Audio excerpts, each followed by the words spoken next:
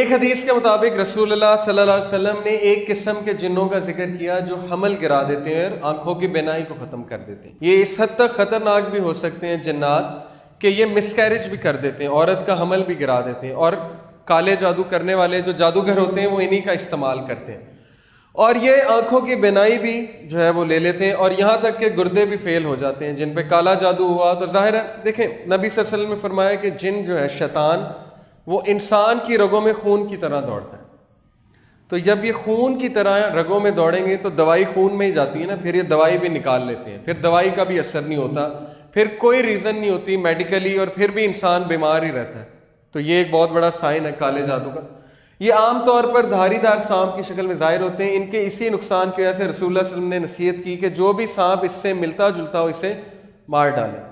دھاری دار سانپ جو ہے اگر آپ کو نظر آئے آپ اس سے 3 بار پوچھیں کہ جن ہو تو چلے جاؤ, جن ہو تو چلے جاؤ, اگر نہ جائے تو مار دیں, چلا جائے تو وہ جن ہے, لیکن اس سے پہلے پوچھ لیں کیونکہ ادروائز پھر دشمنی مول لے لیتے ہیں. اس کے بعد کیا بتایا گیا ہمیں, کیا انسان جنوں کو دیکھ سکتا ہے؟ اللہ تعالیٰ قرآن مجید میں فرماتے ہیں کہ وہ اور اس کا قبیلہ تمہیں ایسی جگہ سے دیکھتے ہیں جہاں سے تم انہیں نہیں دیکھ سکتے. یہ ہمارا عقیدہ ہے کہ جنات کو ان کی اصل شکل میں ہم نہیں دیکھ سکتے کیونکہ اللہ تعالیٰ نے انہیں آگ سے بنایا. ہاں ان کی دیگر جو شکلیں ہیں جیسے سانپ ہے, کتا ہے, خوفناک سی شکل ہے, یا کسی انسان کی شکل میں وہ آ گئے, لمبے سے قد میں آ گئے, پچھل پیری, چھلاوا, عجیب و غریب شکل میں آ گئے, وہ ایک الگ بات ہے, لیکن ان کی اصل شکل میں ہم انہیں نہیں دیکھ سکتے.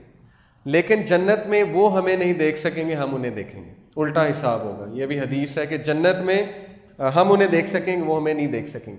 لیکن بہرحال یہاں اس کا قبیلہ اور وہ شیاطین کی بات ہو رہی ہے, وہ ہمیں دیکھتے ہیں, ہمیں اسکروٹنائز کرتے ہیں, رات سونے سے پہلے بھی دیکھتے ہیں, ہر چیز کرتے دیکھتے ہیں, اور اس طاق میں کھڑے ہوتے ہیں کہ کب حملہ کر دیں. اسی لیے ابن تیمیہ نے کہا نا کہ اگر ان کی دنیا آپ پہ کھل گئی تو آپ لوگ کے لیے زندگی بڑی مشکل ہو جائے گی. اگر آپ کو پتہ لگے رات سونے سے پہلے جو ہے وہ ایک خوفناک سا جن آپ کے بستر پہ آپ کا انتظار کر رہا ہے دلہن کی طرح کہ آپ آئیں گے, وہ آپ کو گلے لگائے گا وغیرہ وغیرہ, تو زندگی بڑی مشکل ہو جائے گی. ایسا ہی ہے نا.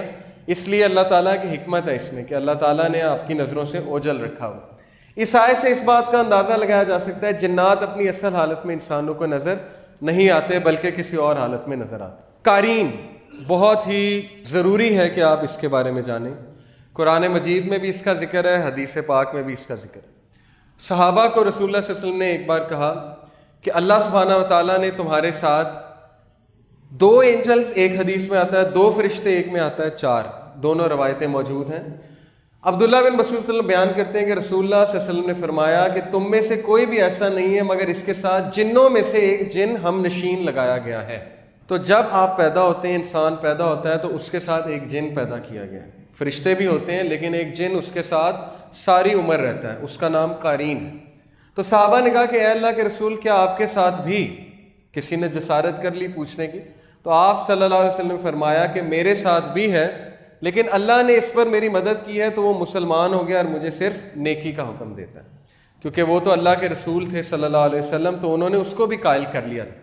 لیکن بہرحال یہ جن آپ کے ساتھ آپ کی موت تک رہتا ہے. یہ آپ کی شکل بھی داڑ سکتا ہے, یہ آپ کی آواز بھی نکال سکتا ہے, یہ آپ کے جیسے حرکات و سکنات بھی کر سکتا ہے. یہ وہ جن ہے جو وسوسے ڈالتا ہے, جس سے پناہ مانگی الذی یوسوس فی صدور الناس من الجنۃ والناس. اور یہی وہ جن ہے جو آپ کو برائی کی طرف اکساتا ہے, آپ کو جو ہے وہ تنگ کرتا ہے اور مختلف طریقوں سے آپ کو نقصان پہنچانے کی کوشش کرتا ہے. جو آؤٹ سائڈ جن ہے نا, باہر کا جن, اس کے لیے آپ کے اندر آنا, آپ کو نقصان پہنچانا بہت ہی مشکل ہے.